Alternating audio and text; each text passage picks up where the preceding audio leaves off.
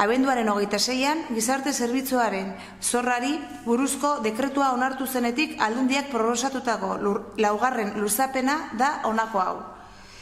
5 urte luzez, agerian geratu da gizarte ongizateko foru departamentuaren gaitasuna eza eudelekin akordio bat erdiesteko orduan. Gogoratu behar da, eudelen lurralde batzordeak eta Aldundiak egutegi zehatz bat ezarri zutela aurtengo maiatzean gai horri heltzeko. Aldundiak ez du egutegi hori bete.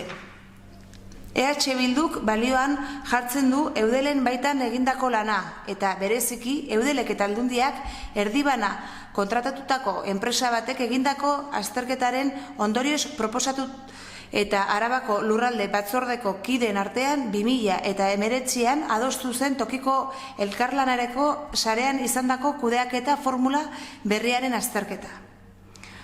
Udal eskumeneko gizarte zerbitzuak emateko tokiko elkarlanerako sarea sortzeko eta abian jartzeko proposamena eudelen lurralde batzordean ordezkatutako dauden alkate guztien babesa jaso zuen aho batez, independentetatik EAJ-raino.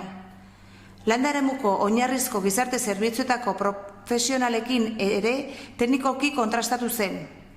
Akordio horrek ezezko borobila jaso zuen egungo gizarte ongizateko diputatuaren aldetik, baina eudelek ez du orain arte idatziz arrazoitutako erantzunik jaso ere egin. Horregaitik guztiagaitik ordezkaritza dugun udal guztietan, gai honi buruzko eztabaidatzeko eta Aldundiari premiazko irtenbide bat eskatzeko ekimena abiatuko dugu datozen egunetan.